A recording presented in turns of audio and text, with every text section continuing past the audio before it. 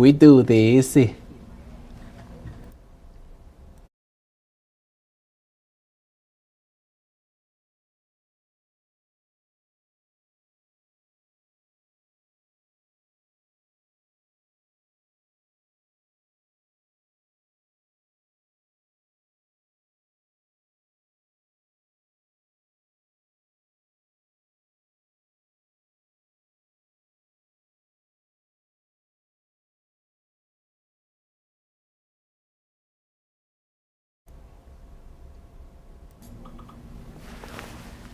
Good Friday morning, everybody. Thanks so much.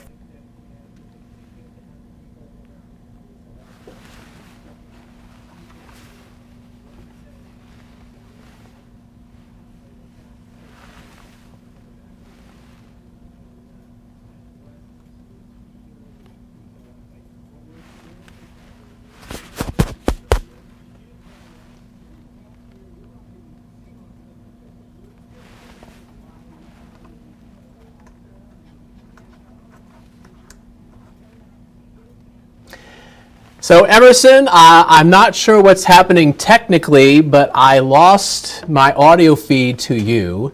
So I'm just going to go with the thumbs up cue that I'm just going to go ahead and jump right into weather here. So I'm not sure what's going on, but it's okay. Not a big deal. So here's a look at our view of First Alert Viper Max. And you know what? Last night's accumulating snow is out of here. But if you look closely, there's a couple little white specks, especially north and northwest of Green Bay. Those are just a few leftover flurries. Not a big deal. No more accumulating snow. The accumulating snow we got last night has come and gone. And other than a few flakes here and there, we're going to see a drier day ahead. Here's a look at some snowfall totals that we got from the First Alert Weather Center. Wrightstown, almost 2 inches of snow, 1.9 inches. Clintonville, 1.5 inches of snow. I think it's pretty safe to say that last night a lot of folks picked up an inch or two across the area. And if you have a snowfall report that you personally measured and you want to share that with our First Alert Weather team, you can send it to my Facebook page. Just send me a DM if you'd like. And thanks in advance for doing that. Our severe weather outlook is in the low category this morning. The snow has pretty much ended, but we still have some slippery travel. Road conditions, though, are improving and continue to getting better because of the road crews who are working very hard out there. Make sure you give them plenty of distance between you and the trucks that are plowing and treating. Make sure you are giving yourself lots of travel time if you're heading out this morning, and more following distance. All right, I can hear you again now, Emerson. I'm back, Steve. Yay! All right, so the travel forecast does get better, but I will caution you, in the midday and the afternoon, even though the roads are getting drier, we'll have some gusty north winds, which maybe causes a little bit of blowing and drifting in rural areas, but I think the wind just kind of bouncing off of your vehicle will probably be the primary concern moving forward. This is a live view from our Green Bay sky cam, and I see the snow-coated Brown County Courthouse. And there's a look at Walnut Street there. And you know what? It looks better now than it did when we first got into the TV station around 3 o'clock this morning. Temperature is just barely below freezing at 31 degrees. Feels like 22 with a northwest wind at 10 miles an hour. I expect our highs this morning to be around the freezing mark, but then the temperatures drop in the midday and the afternoon. We'll fall through the 20s, blustery north winds. Skies will be clearing out, so you'll see a little more sunshine as we go deeper into the afternoon.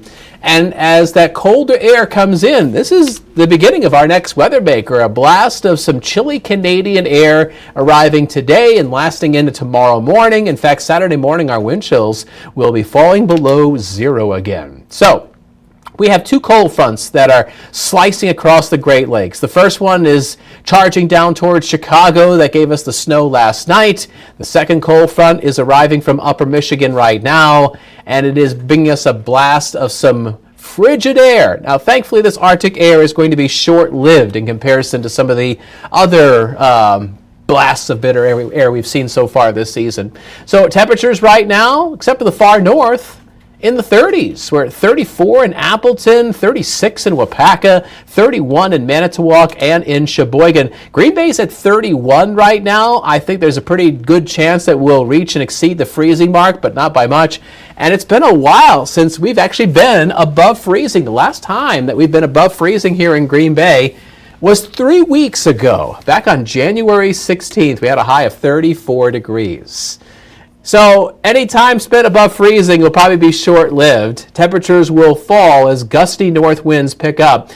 As they howl around 30 plus miles an hour during the midday and the afternoon, that's going to really make it feel colder than what the temperature is telling you. Our wind chills will tumble into the teens this afternoon with single digits towards the evening drive time home, and then it gets even colder tonight into Saturday morning. Tomorrow morning, our wind chills across eastern Wisconsin, 5 to 15 degrees below zero. So bottom line, it's Friday night. If you're going out with friends, you know what?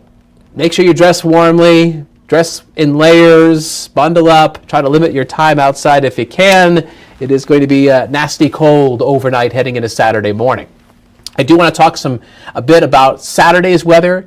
Saturday has some morning sunshine, but then clouds increase in the afternoon. And there's another disturbance coming in tomorrow night with some more light accumulating snow. Another round of nuisance snow for those who don't like traveling in it. You know, the snow is heavy enough to cause travel issues, but it's light enough to not really be a big impactful thing for those who are involved with winter activities.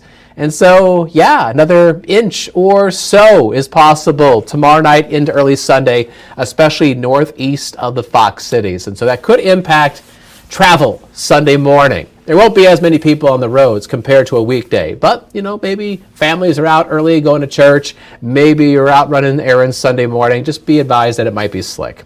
So there's your First Alert Super 7-day forecast. 32 and heading down today, 17 Saturday, 29 on Sunday. There's that snow Saturday night into daybreak Sunday. A couple leftover flurries during the day Sunday.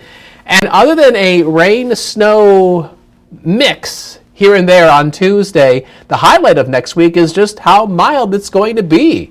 Despite a lot of clouds, we're going to have our highs climbing into the 30s. There will be multiple days where the high temperatures are reaching and exceeding the freezing mark. So I imagine that's going to be melting, I don't know about all, but a good chunk of the snowpack that we have built up over the past couple days across northeast Wisconsin. Our current snow depth in Green Bay is 4 inches. And the mild weather is going to last probably into the following weekend, February 14th and February 15th, which is the sturgeon spearing opener. 35 Saturday, 36 on Sunday.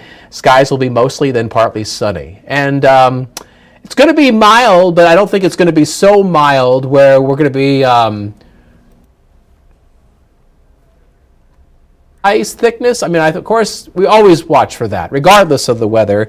But I don't think it's going to be like in the 40s where the ice is deteriorating to the point where people can't follow through with those activities. But with the warmer than normal weather, the highs in the 30s, I think a little extra caution might be needed, especially if you're going out ice fishing or sturgeon spearing as we go through the middle of this month. Always good to follow up on that. And, you know, a lot of times, a lot of our seasoned ice fishermen, sturgeon spearers, they can kind of get an idea of the ice thickness from some of the local fishing clubs across the area. So perhaps that's something you do before you get on the ice just to play it safe. Steve, I do a lot down here at the digital news desk. Yeah, you do. I forgot to check my batteries. That's why you couldn't hear me at the start of this. But we figured it out. We're all good. So we appreciate that First Alert forecast. See, you know, it's funny. I don't think people at home realize, whether they're watching a television newscast or they're watching a streaming segment on their phone or tablet or on our website, there's a lot of pitfalls, little things that could go wrong that make things go wrong, like fresh batteries and a microphone. Buttons to press and batteries to check. Buttons to push. You know what? Okay, so I made this analogy, I think, with you yesterday about something else, but on a similar vein. So, you know, when there's like football training camp, yep, and the guys go through the drills, and they you know, there's that drill, the tire drill, where you have to left, right, left, right, left, right, step through all the tires just perfectly for it to all go well. a battery switch out, that's like missing that left tire, I right? tripped over the second tire in that drill this morning. It happens. You know what? We got back up and we're still high knees through it. Now we're stepping through. You're high knees and then high stepping into the end zone because you're a champ. And so Listen, since Shane's not here today, I'm going to intro my Small Towns package. Your buddy who shoots the video. So we went out to Pulaski. It's the longest student-run newspaper in the country. They've got a broadcast class as well, Steve, so they're learning about what it's like to work in the news. It's good to see that. And you know what? There'll be a day when they're older and they're our age and doing this, if not something better, and they will switch out their own batteries. They'll be the ones switching out the batteries. Steve, we appreciate it. For the folks watching, let's take a look at this week's Small Towns in Pulaski. I'm the editor-in-chief. Bob Van Enkenvoort knows a thing or two about running a newspaper. Can show us some of the archives through here. We have the volumes of all the papers. Bringing decades of experience managing papers all across the Midwest to a high school classroom in small-town Pulaski. Newspapers were kind of declining. And I thought, well, I have all this skill that I've acquired and experience. It would be nice to pass some of that along. People skills, no matter what you do, are going to be really important. Amy Tubbs works alongside Bob and the 7 students on staff at the Pulaski News, the longest student-run newspaper in the country. They help the teenagers craft stories, take pictures, and sometimes spark a new passion. It's such a cool thing, and we never know who all is going to go on to make this a career. We've had a Pulitzer Prize winner in the past. We've had some regional Emmy nominations in the past. We've got people working in print as well as broadcasting. I definitely am looking to do something like this after high school. Sophomore Morgan Stewart is hopeful to add her name to the list of successful P News alumni one day, as is her classmate Stella Gajewski. I've been looking into going into sports journalism in the future, and I feel like this has helped me hone in on that interest. Both girls grateful for the chance to help connect the community through their work. Whenever I tell people around that I'm a high schooler, they're kind of like, wow, that's pretty cool that it's all younger people learning how to do this rather than people that have went to college for this and stuff.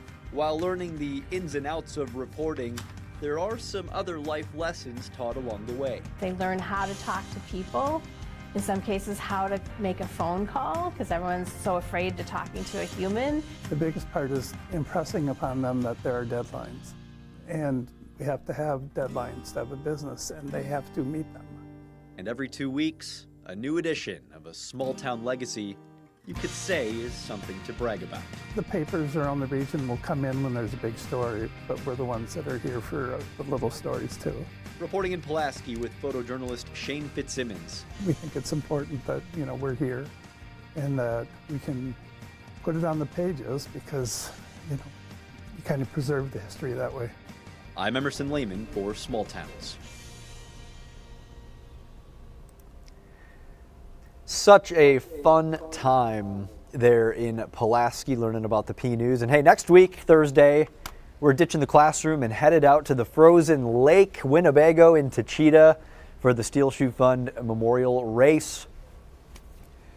All these motorcyclists out there racing on the ice, and they're raising money to help their fellow riders who are injured. Such a cool story here. Really looking forward to sharing that with all of you. Photojournalist Shane Fitzsimmons and I, we went out there on one of the coldest days of the year.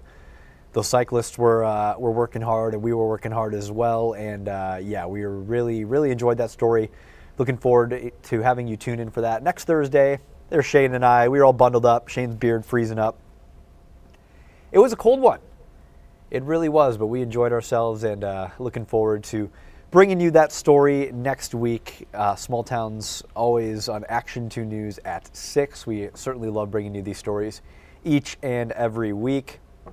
Speaking of small towns, let's take a look at Sturgeon Bay on this Friday. Some cars driving over the bridge there. If you have an idea, folks, please send them to us via email. You can message us on Facebook as well. Follow WBAY Small Towns or Emerson Lehman on Facebook and send us those messages. We would love to hear from you. We would love to get out to your small town. Make it a great Friday, everybody, and we will see you all next week.